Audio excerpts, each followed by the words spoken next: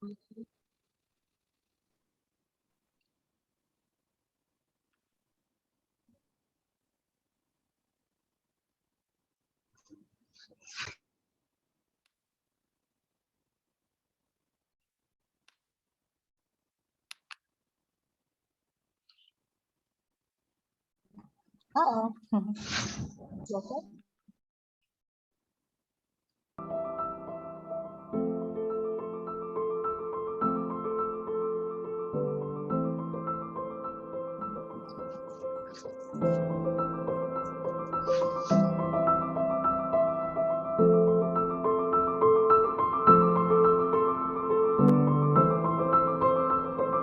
Kita semua orang bisa dapat kesempatan buat belajar musik ya.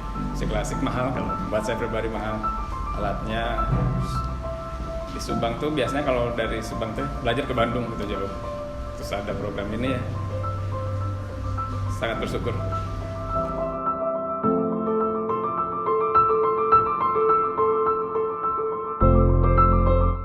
Disiplin, terus rajin berlatih musik, masa bermainnya yang tidak karuan berkurang karena waktunya banyak bermain musik di bawah asuhan Activism. Anak jadi berubah, tingkah lakunya berubah, etikanya berubah.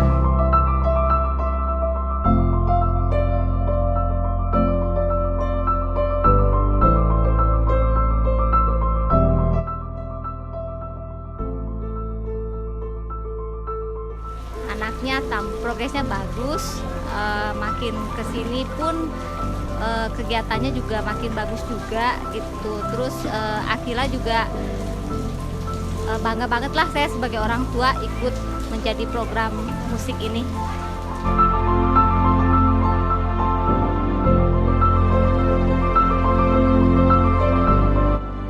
Ya, musik gitar. Dulu kan kayak kebayangnya tuh gitar tuh susah gitu ya. Kayak gak kebayang lah kalau Intan bisa main gitar. Terus pas dicobain tuh belajar, oh gampang gitu ya, bisa kalau kitanya ada niat.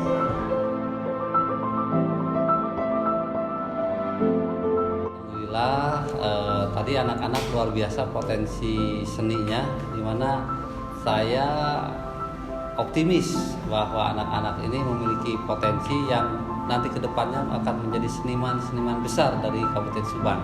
Ini harus kita dukung bersama-sama gitu, sehingga Subang akan maju oleh anak Subang itu sendiri dari segi seninya gitu ya.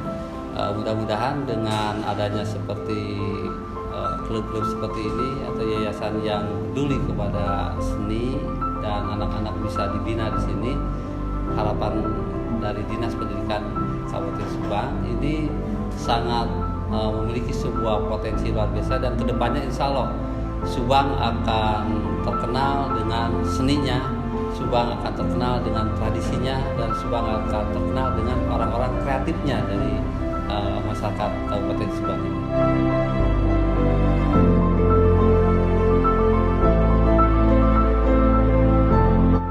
Harapan saya sih anak-anak bisa belajar terus dan mau belajar terus dan bisa lebih bagus lah dari sekarang. Dan saya lihat anak-anak di sini tuh jarang ada yang mau belajar. Jadi saya sama Patrisnya itu berusaha membimbing mereka, ngajak mereka dengan macam-macam cara. Ada cara bermain, cara ngobrol, gitu. Bikin mereka happy sehingga mereka mau belajar terus. Dan kita juga terus memotivasi mereka untuk belajar.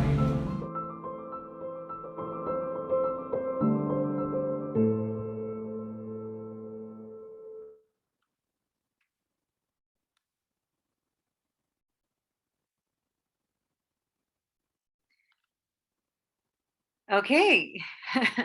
Hi, everyone. Thank you, Airin, for the opening and the video. I'm Sophia, Hage, and I'm the co-founder of Lentera Sintas Indonesia. I'm based in Jakarta, Indonesia. And thank you so much for everyone for participating in this discussion on a Sunday afternoon.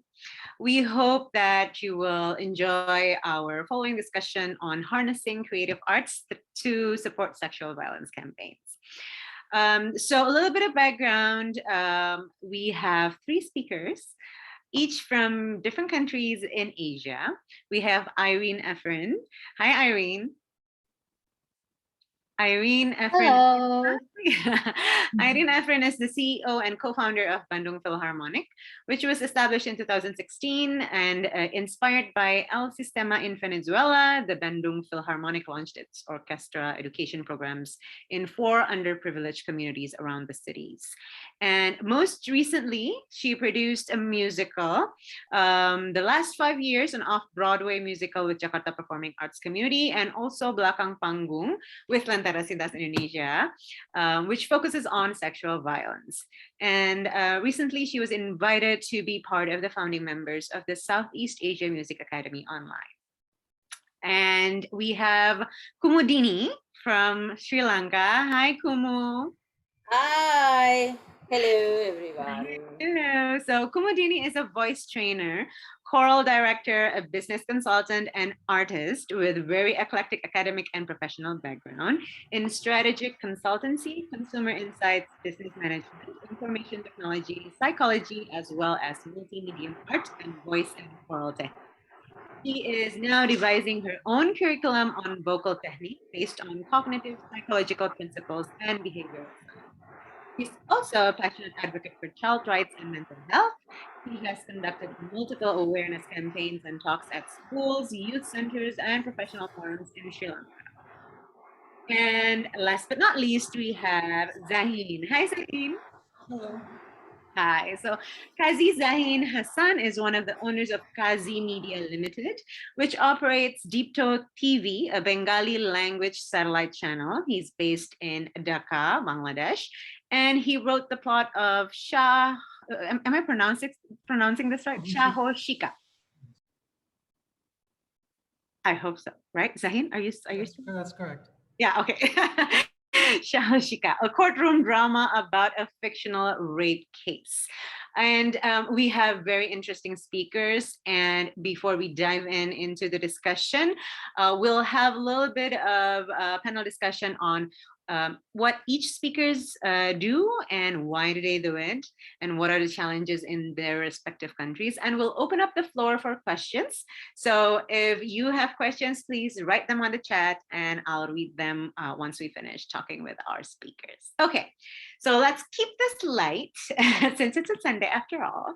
Let's start with Airin. So Airin, would you please tell us what was Belakang Panggung about and why did you start it?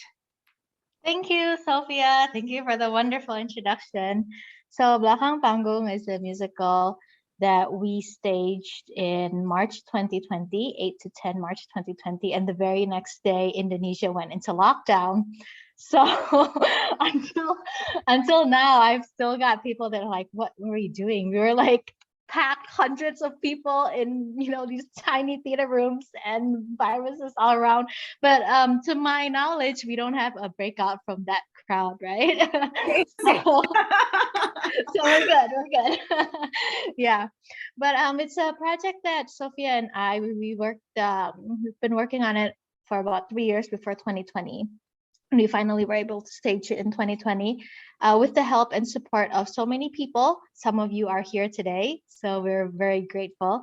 And the total budget went up to about 50K, and it was attended by something like 800 live, and then people can watch it. We have recordings, so we can anytime, whenever we need it. Like yesterday, we had a playback, so people can watch it again. Basically, it's a musical about a theater company that is trying to put on the Rama Sinta. And as they're putting on Rama Sinta show, things happen around it. Mainly the main character, the main male character who plays Rama, is assaulting the main female character who plays Shinta. So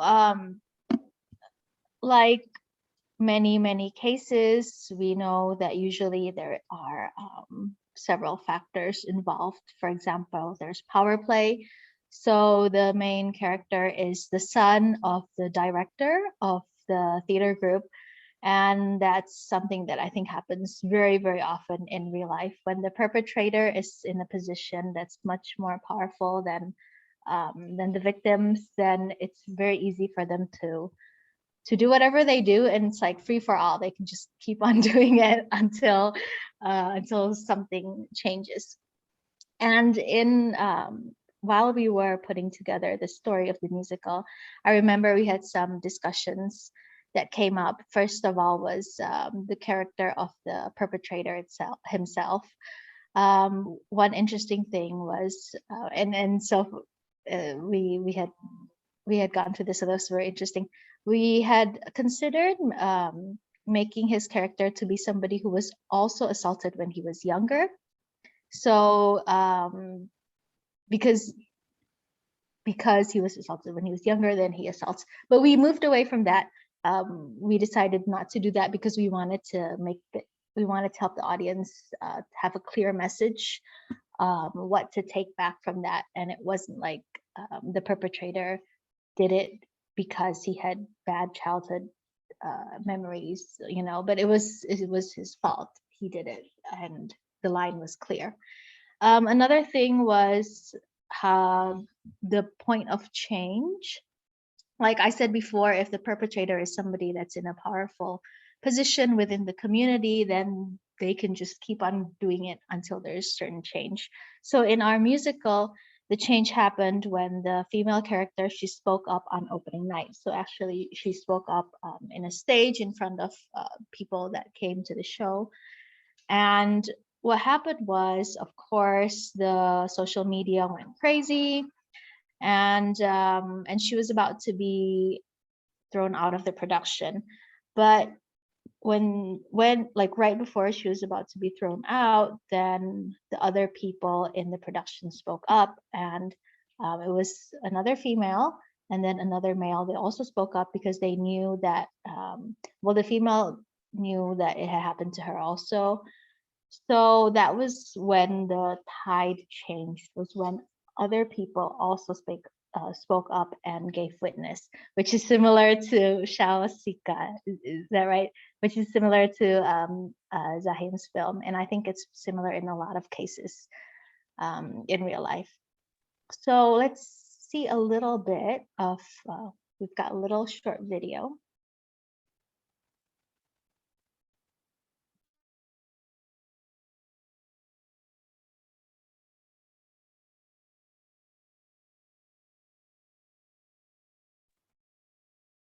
Oh, I think there's no sound yet. Oh, the sound is not yet. The sound is not. Yeah, the sound is not yet on. The sound is not yet on. It's okay. All right.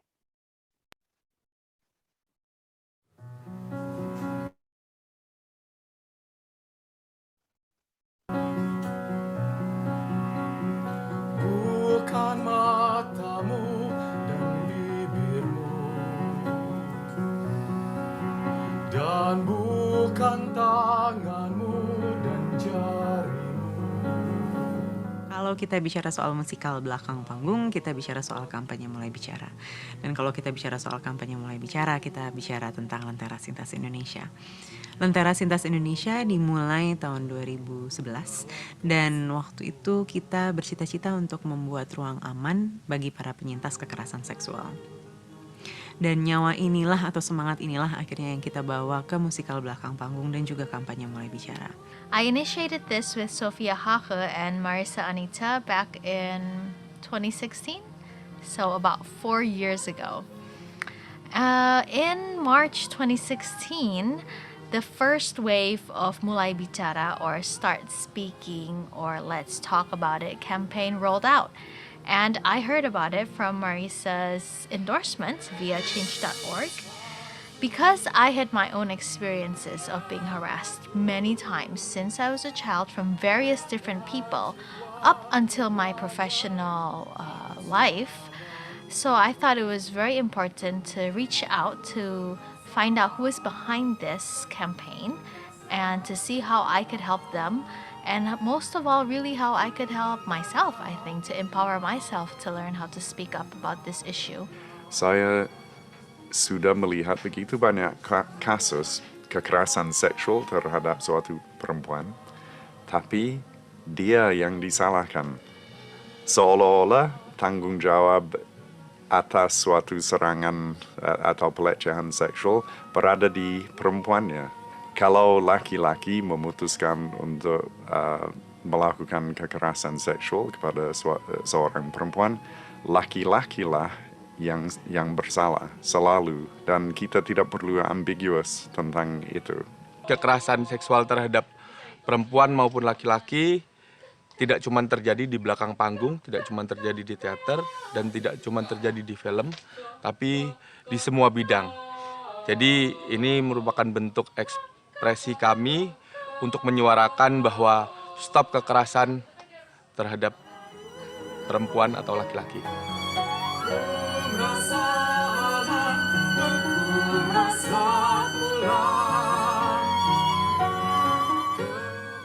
Jujur ini adalah satu peran yang menantang buat saya. Satu karena saya juga seorang penyintas, jadi di beberapa adegan atau dialog itu ada yang membuat saya teringat dengan kejadian itu. Namun saya merasa hal ini harus dilakukan karena buat saya ini juga sebetulnya jadi penyembuh sih, gitu, penyembuh dari trauma. Ada banyak isu terkait yang masuk ke naskah belakang panggung. Ada soal patriarki. Kalau patriarki sangat dominan, perempuan yang dilecehkan atau di-abuse secara seksual merasa tidak akan didukung karena kaum laki-laki cenderung menyalahkan mereka atau meminimalkan apa yang terjadi. Nah, ini yang harus berubah. Laki-laki yang mendukung perempuan, yang mendengar perempuan yang berani untuk ngomong dan mendukung mereka, dan juga mempengaruhi orang lain untuk mendukung perempuan yang berani untuk bicara.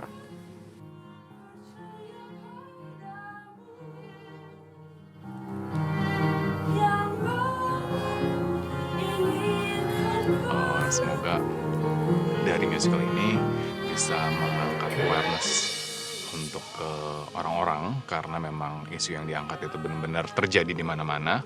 Tapi mostly kita semua tuh memilih untuk bungkam. Tapi saat kita semua bergandeng tangan dan mulai bicara, itu bisa diatasi bersama. Di musikal belakang panggung, kita ingin menghadirkan kenyataan di mana terjadi sebuah lingkungan atau sebuah situasi di mana penyintas kekerasan seksual merasa didengarkan dan didukung. Ini sebenarnya yang kita ingin bawa juga ke dalam komunitas atau ke dalam masyarakat kita. Bahwa bagaimana kita merespon kasus kekerasan seksual atau bagaimana kita mendukung penyintas kekerasan seksual itu sebenarnya bukan sesuatu yang tidak mungkin terjadi. Dan lewat kenyataan yang kita hadirkan di panggung musikal belakang panggung ini, kita ingin teman-teman kemudian mulai berefleksi sebenarnya apa sih yang dapat saya lakukan untuk mendukung penyintas kekerasan seksual, dan apa yang dapat saya lakukan untuk membantu menciptakan ruang aman dan nyaman bagi penyintas kekerasan seksual.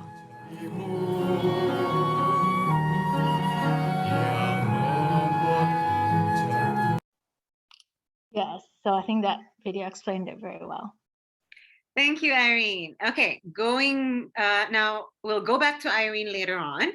Now I want to highlight Zahin right now. So with what Airin has mentioned, and also I think the similarity between the two projects that you did.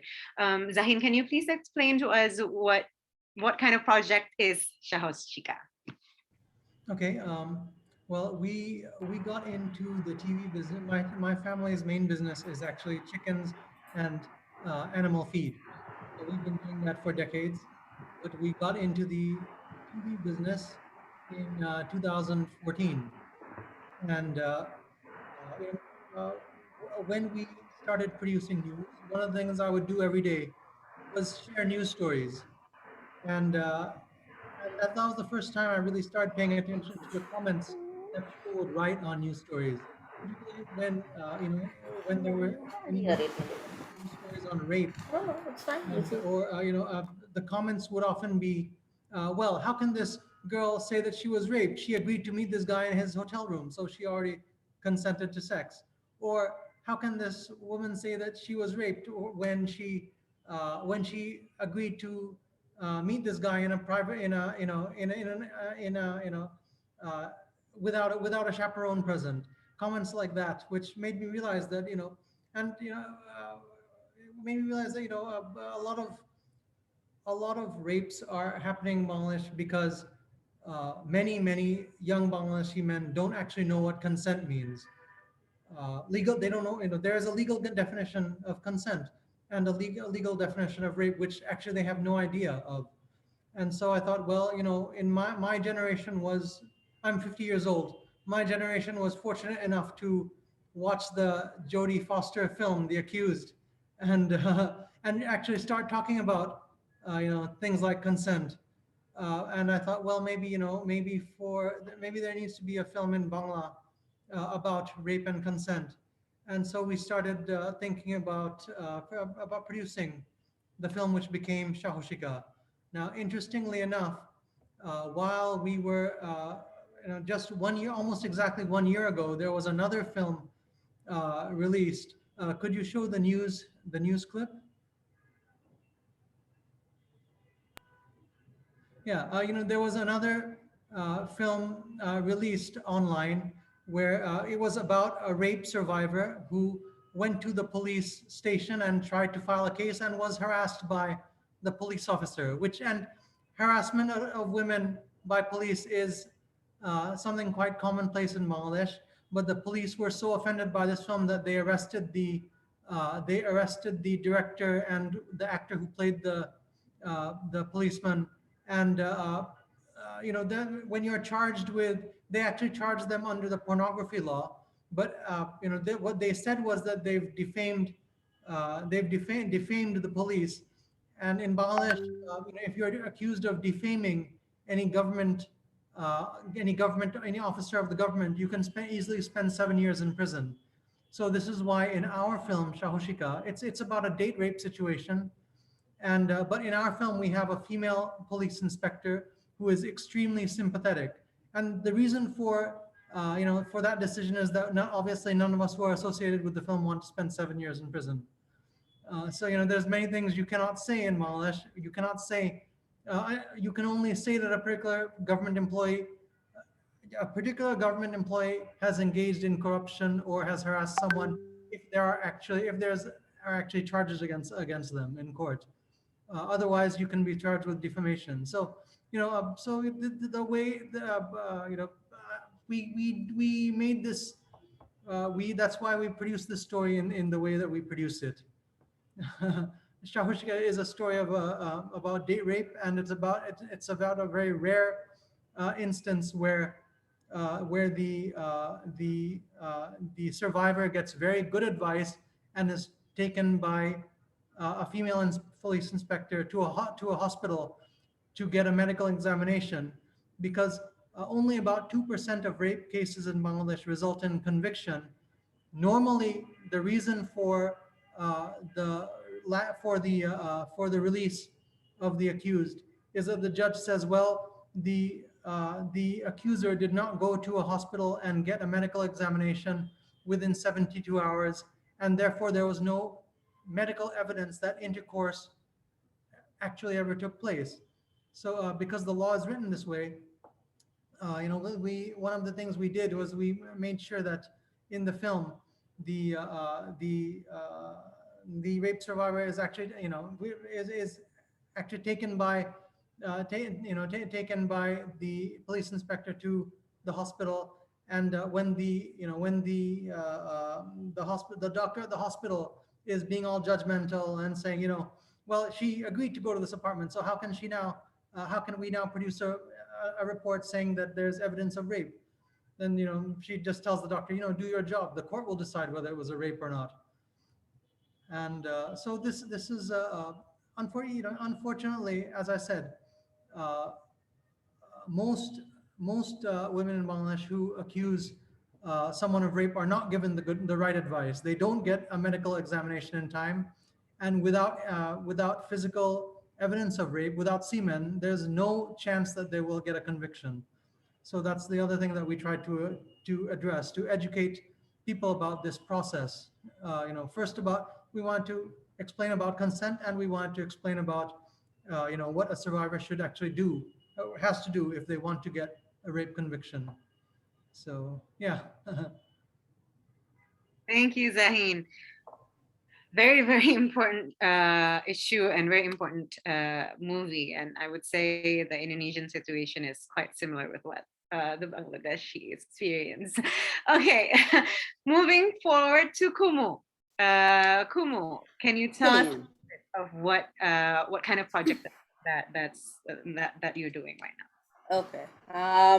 The projects that I am in are many and varied because I work we are at a grassroots level as well as at the policy level, so the entire spectrum. It's a lot, and let me first relate what the arts have done for me, because I am a survivor of abuse, child sexual abuse. So I've been pretty much recovering from it my whole life. And the arts, I am an artist as well as a vocalist.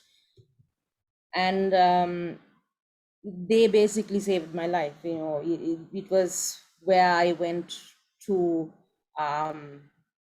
give my mind peace, to get out of my head, to channel all the roiling emotion that I have inside me, to take it out in a well, I didn't think about it, in a very rational way at that point. It just, those are the things that I reached for, and they helped me. And what we'll find is that a lot of times the creative outlets are the way that we process an excess of emotion most of the time, right? And for survivors of any type of abuse, it's one of those things. So, and that is why the arts is very important. And I feel for recovery and rehabilitation of any type of trauma.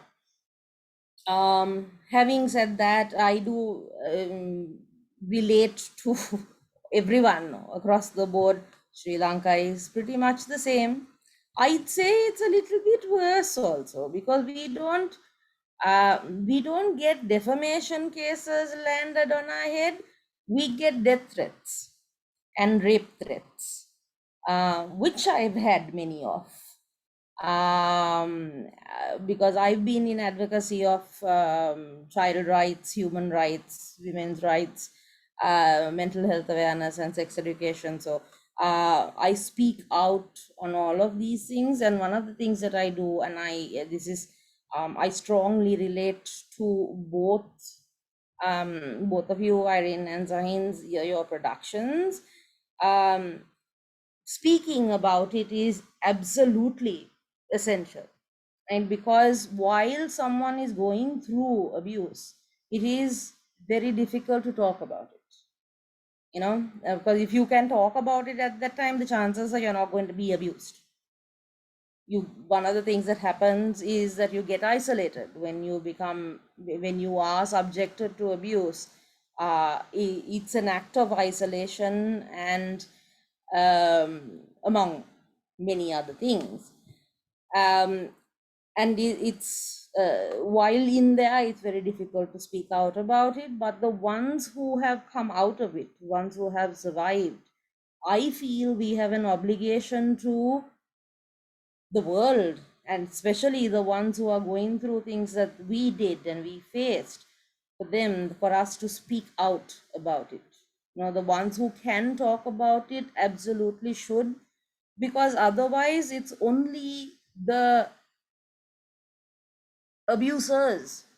They are free to do what they want, right? And if the people who can talk about it, who can safely talk about it now, don't speak out, nothing is going to get done. And we are the only ones who can push it forward. We are the only ones who can speak of it in any kind of authority, because, well, we are the ones who went through it.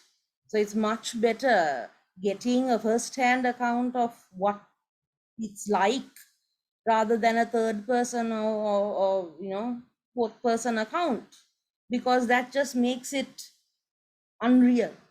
It makes it disconnected.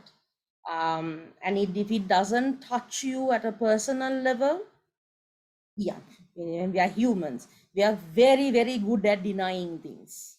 So it has to be right up in your face for people to accept, my God, yes, these things are happening, right? And we need to do something about it. We need to change it. So it is unfortunate, but the way out of it, I feel, is by people who have gone through trauma to come out and talk about it. I mean, all types of trauma, not just abuse. And it is very, very important. So that is what I did. I started speaking out when I started on this. I started speaking about child abuse, and then from there it went into all types of abuse, because there's no one talking about anything. So which means I generally end up speaking about everything. Yeah, well, then that's my life.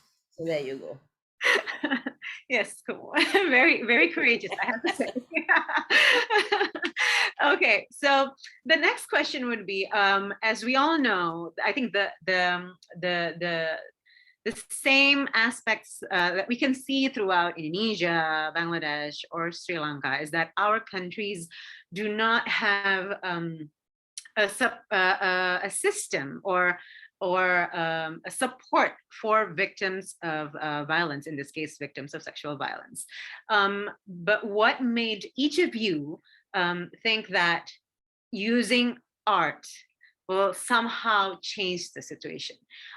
Because I know for a fact that, for instance, in Indonesia, we have had a draft of a bill against sexual violence that has been drafted since 2014, has been advocated by so many activists and so many NGOs.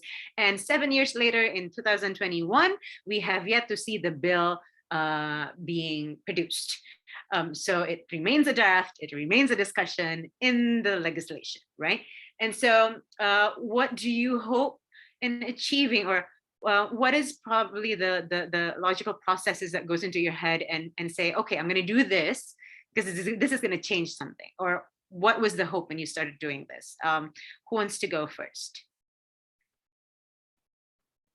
Zahin, please. Well, as I said, the only 2% of rape cases in Bangladesh result in conviction. And it's very clear. I mean, there's been many seminars about this, and it's very clear that it's because women do not know the law, that the legal process, the legal process for a rape charge requires that you get a medical examination within 72 hours. Because without that medical evidence, there will not be, without evidence of intercourse, there can't be a charge of rape, because rape under Bangladeshi law presupposes that intercourse happened. Unless you can prove that intercourse happened, you cannot prove that rape happened. So, and this is something that, actually this should be taught to girls in high school, that if you get raped, you should go and get a medical examination, then go to the police station. But this will not happen because, because parents don't want teachers to talk about sex in high school. It's just as simple as that. So since it's not going to happen in high school, the only other place where it can really happen is entertainment. So that's what we were thinking. That's a very good thinking. If you can't find it in schools, create your own through entertainment. I totally agree. Airin, you wanna? Yeah. Well, for me, I was very glad that Zahin mentioned about the Jodie Foster film, that he came upon the consent through that film. For me, I came upon it through the film Spotlight. So that was like when I was like, oh, okay, wait, all of this stuff had happened to me too. And I had swept it under the carpet and under my memory, and I didn't think about it, and I locked it away and all that. But when I watched Spotlight, it just like kind of all came back. And then so Kumu said prior that it was like a healing experience for her. So I feel that like the arts, whether it's like through film or through stage or through books, Shuming put a link about books actually, which I would love to ask her a question about that later.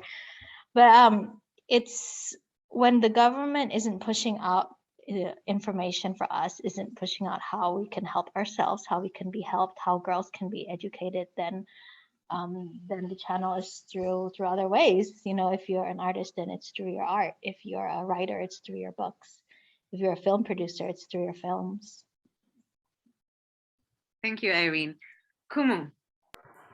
Okay, so I act as well as I sing, and then I paint also. My painting is for me. I don't paint for everyone else, but my singing and my acting I use to okay, let me put this way. I don't like performing unless it's for a cause. I need to because I don't like getting paid for my performances. I don't know why, but I have this hang up. And but I do it when it's for a cause, and most of the time the causes are the ones that I champion. So for me, when I sing and when I act, and this is I think across the board for everyone, the arts are where we can safely bring in emotion without losing control, right? And one of the things that from school to corporate systems to everything, we've been told that emotion is bad and emotion is, unreliable, and we all know that emotions make us do very, very silly and crazy things, right? But the arts is kind of like, a safe place where you can feel, but it's in a controlled environment-ish, because there are frameworks in place, and you know that those frameworks are there to keep you safe. So it is where people who have been through trauma come to heal, and people who don't want to face trauma head on, or other people's trauma head on, that is where they feel it's safe to come and experience it without getting overloaded, right? And that's why the arts and the entertainment sector is so powerful, because we are all trying to put positivity into it and take positivity out of it, right? Even though negative things are spoken of, we still try to spin it into positive outlooks, positive things to take away. As far as I know, statistically, very, very dark things are not as prevalent as the positive ones, right? So the stories and everything, all of it, we are all looking for the happy ending, and these are ways of us to experience horrible things but still also have a happy ending to take away, so that we are not traumatized for the rest of our lives, right? So it is that's the fantastic thing about the arts, and that's, I think, why the arts makes absolute perfect sense to heal, a space to heal. Thank you, Kumu. So I think the same spirit that I get from all you three is because the ways of creative arts, or the projects that you do in creative arts, you have hopes that it will empower the society, or provide help and support where the country failed to do so. And I think all of our three countries in effect do not have that kind of system to support the survivors. Now, the next question would be, and you've touched a little bit on this, Kumu, there are threats, there are consequences of what you all three do, because arts is also a public outlet, right? You make it public, you make your creative work public, and so by doing so, it is open for judgment, it is open for also threats, and for those who do not agree and contradict the art, where it was supposed to create safe space, blah, blah, blah. Ideally, it is. But then what happens when people actually react negatively or even attack you for the work that you do? And how do you do that? How do you then keep doing what you do in adversities where you are even threatened for your life, Kumu? By knowing that I am helping far more people, and that if people are, the ones who are making the threats are going out of their way to make a threat, then I have actually hurt them somehow, and I take that as a win. Always take the positive. There's always positives in every situation. So if someone is trying to kill me, the harder they try to kill me, the harder I've hurt them. And I'm not very hard. I'm not easy to kill. So yeah, that's how I handle it. Very positive, Kumu. I hope we all can be that positive. Zahin, how do you see that? How is it received by the community? What do you handle? How do you handle threats? Oh, I have very good lawyers. So it's either you become very positive like Kumu, or you get lawyers to back you up. Okay, Airin, do you have a different take on it? Well, luckily, I have never gotten a threat for my life, so I don't know if I could answer this question. But I had an experience. It's not a sexual harassment experience, but it was when my first husband died, and then when Oki died, and I had to go through like the whole legal process to get the result that I wanted, which was to jail the guy who was speeding because he sped into my husband, right? And so I had a glimpse of, okay, if one day like something like a threat happens or I need to put somebody into jail in Indonesia, I know what to do. Yeah, but I have to stop there. Oh, yeah. I know the people that I need to talk to, the connections, the phone calls that I need to make. Let's just put it that way. So it's either you become very positive like Kumu, get a lawyer like Zahin, or get a support system that can help you fire back. But I think it's a very important thing to highlight, right? Because it's impossible to do such courageous things alone, right? You need support systems, you need an ally or allies, right? You need people doing it with you and for you, and who believe in the cause as much as you do, if not more. Now, the next question would be then, what would you see going forward with your creative art and creative channels? Going forward, how would you take this? I know, Zahin, you have an upcoming project. Maybe let's talk on that first. Sure, we are producing a sequel to Shahoshika. In Shahoshika, one of the main supporting character is the police inspector, and in the sequel, she will be called upon to help this woman who is abused by her husband and who is raped by her husband, and the advice that she'll give her is, well, under Bangladesh law, an adult woman cannot accuse her husband of rape. So don't go that way. Accuse him of, because there are strong laws against spouse abuse. And so accuse him of spouse abuse, and you can get him in jail for 7 years for that. And that will allow you to escape the situation, and will also ensure that you get custody of your child. So this is the again, because it's another thing where we in Bangladesh, we actually have laws which in most cases do allow prosecution if the survivor of abuse knows what the law is and knows how to use the law. Unfortunately, most of them either cannot afford a good lawyer or do not have the right contacts which would ensure that they get the right support or the right advice from the police who are investigating the case, because a lot depends on that. A lot depends. A policeman, a police officer's investigation report depends, to a large extent determines whether a conviction will be obtained. If a police officer simply advises someone that, this is what you have to do to get the right evidence for for a rape case, or in the case of spouse, in the case of, there isn't actually a law against, the law against marital rape in Bangladesh, is a law from 1865, which was, I'm sure, written by uh, some some Englishman, and it probably reflects the law in England at that time.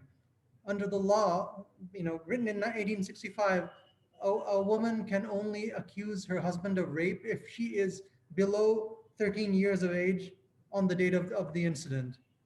Okay, so which means that most adult women will not be able to ever accuse their husband of rape.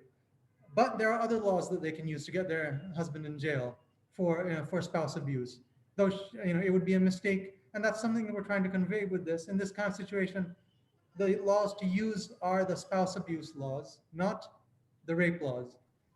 Even though someone who is in this situation might make the mistake of trying to accuse her husband of rape, which will not work in in the courts in Bangladesh, at least not until the law has been challenged in courts by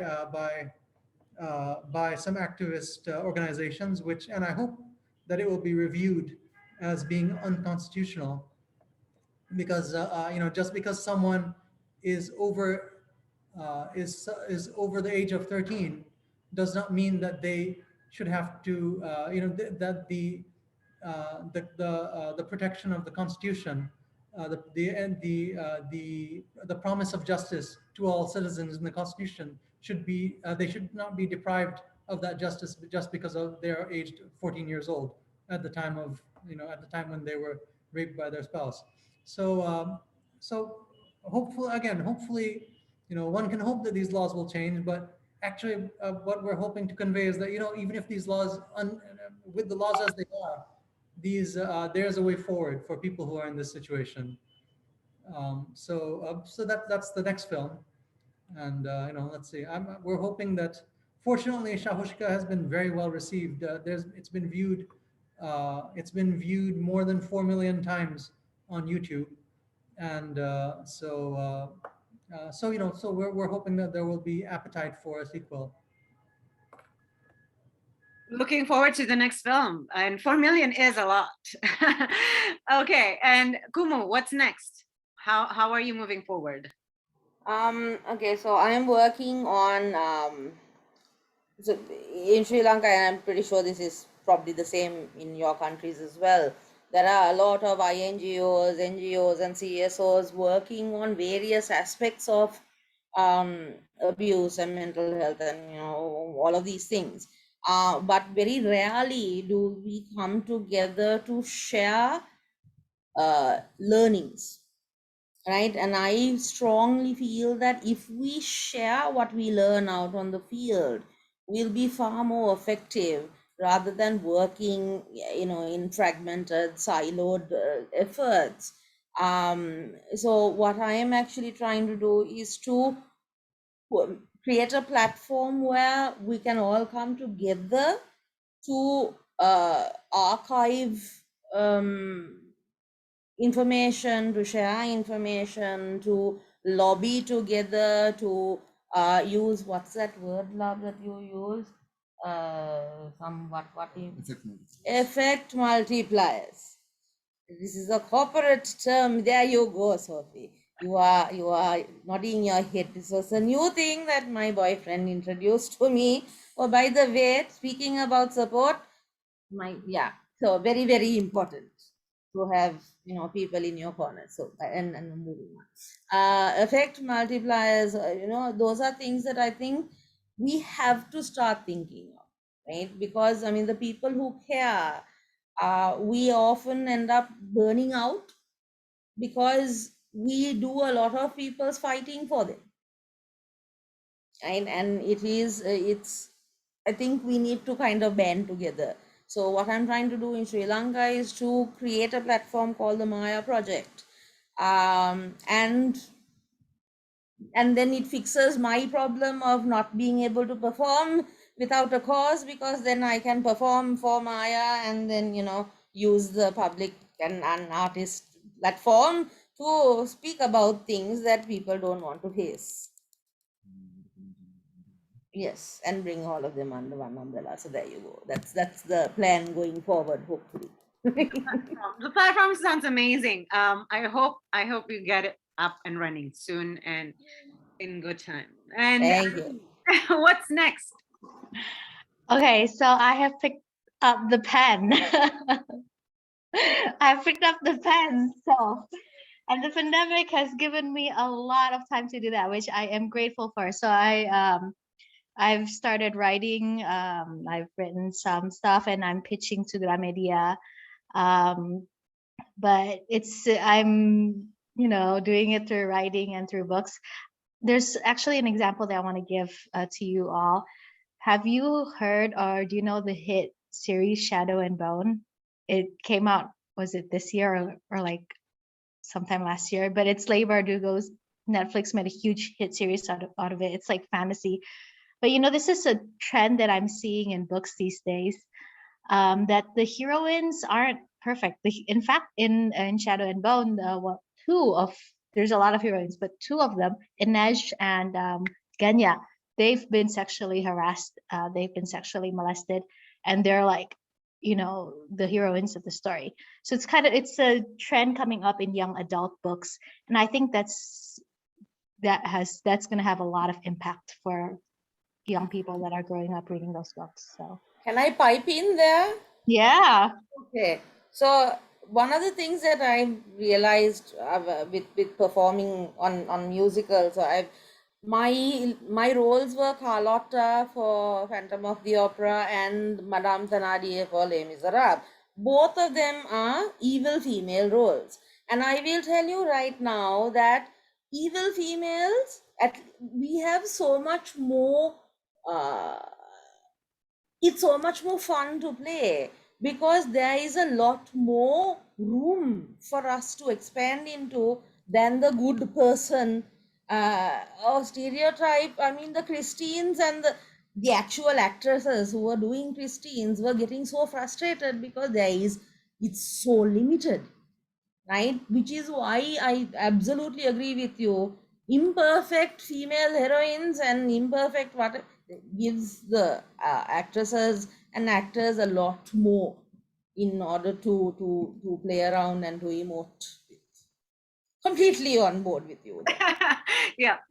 So it is true that the arts can give safe space to talk about difficult issues, and hopefully sexual violence and gender-based violence is one of them. So last question, how can the society help? How can people outside of the art industry actually help to elevate these kind of creative efforts? Who wants to answer first? Airin? Well, I think people in this society, I always try to think on like individual basis first. I think you can first educate yourself more. So if you don't know very much about the issue, that you can read up more on it, watch the films, and because when you empower yourself first and foremost, then you can help to empower the people around you. So that would be my thing. Zahin? Well, I would hope that, one of I think in Bangladesh certainly, and maybe possibly I'm sure in many other countries. I don't know what the situation is in Indonesia or Sri Lanka. One of the problems is that kids who actually want to talk about this stuff actually cannot talk about it in school, and it'd be great. I hope that one would hope that this is that that parents at some level at some point will understand that actually we want our kids to talk about this stuff with their teachers, sexual sexual harassment and rape and all these things that not only girls but also boys, because we don't want boys to grow up to be rapists or abusers. So that's I hope that I hope that this shouldn't just be limited to entertainment, because when shaping the next generation, schools are very important and schools should get involved in this. But that's like I said, in Bangladesh, that's a very, very very thorny thing. So because schools are run according to the wishes of the parents I think in Bangladesh certainly, and in most countries I think. So let's see. I mean, I hope that happens, but I don't know how it will happen in Bangladesh. Thank you, Zahin. Kumu. Touching on what Zahin was also saying, I think especially in this region, in our region, the schooling system is still very industrial era entrenched, right? The way that the school systems are still very colonial. I'm sorry, I'm using that term, but we are still using those where individuality is removed, right? And that also means you're stripping the children away of their creative ideas. They're stripping them of their creativity. You're stripping them of everything that will make them different from each other, which is essentially what makes us human. So, and then we spend the rest of our life trying to regain our individuality, which makes absolutely no sense. But I completely agree with you that the school systems have to be overhauled and etc. I think that Zahin, it's not just girls who get abused, boys and men get abused and raped and all of that as well. In Sri Lanka, it is our legal system does not recognize that men can be raped. So if a man goes into a police station and says he was sodomized forcefully, he will be imprisoned for sodomy because sodomy is illegal. Right? I mean that's how bad it is, and that is, I think, a reflection on the patriarchal system, because what everything is in there. So it is the arts and the way there are ways to open people's eyes, to make it relatable to them in a safe way, so that they can open themselves up to it. A lot of people just close off saying, this doesn't happen to me, this does not happen to people in my surroundings. And unfortunately, statistically, most people in our surroundings have gone through abuse of some sort.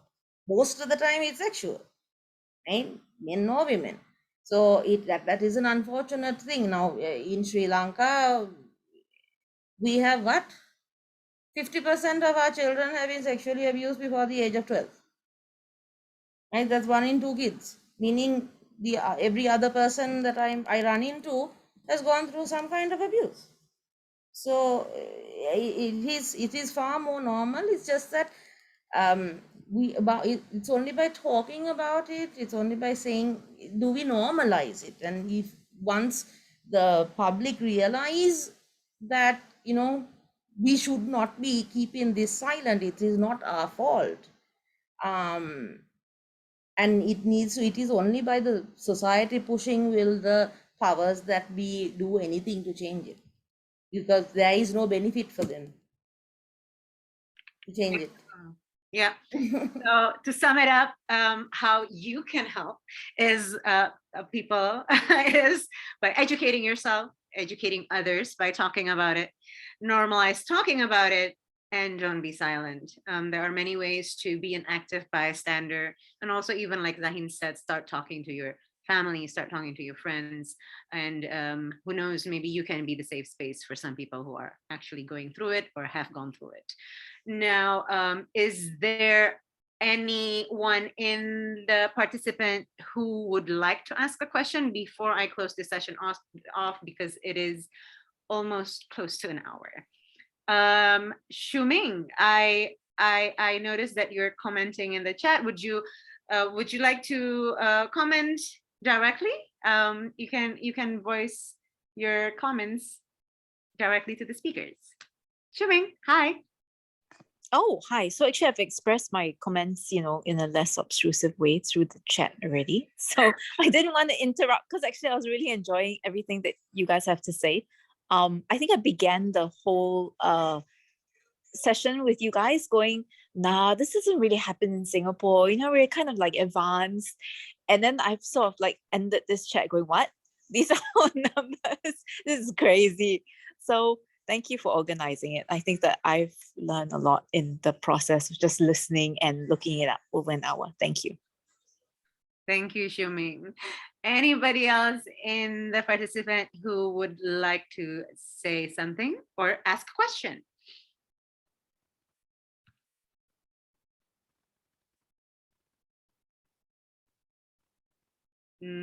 Anyone? No? All good? All good? Okay. Well, just want to shout out to everyone who is here because of Sila, because all of the speaker and including the moderator is part of Southeast Asian Leadership Academy, which stands for Sila. And if any of you in the participant who has never heard of Sila and would like to know more, you can reach to any of us and learn more about Sila and how to be part of this amazing community. Thank you for everyone who has attended until the full 1 hour. Thank you for those who have been active in the chats. And Airin is typing the links for Sila in the chat box. And thank you all so much. And I am just scrolling through the chat and let me see, Wajiha, I think I've already asked. Yes, I asked the same question, so I hope that answered your question as well. Okay, I personally think that this has been a very fruitful discussion. Thank you so much for every one of you, from the speakers to the participants and even the organizer, Fatma, I see you. Thank you for bringing yourself into the discussion and being yourself. Thank you so much. Hope you have a wonderful Sunday. Airin, do you want to close it off? Thank you. Thank you very much, Soph. Thanks, everyone. Zahin and Kumu.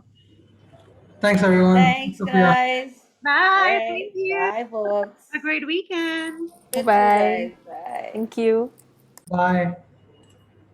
Drogon Ice. There's Mayang from my Drogon Ice group. I have to shout.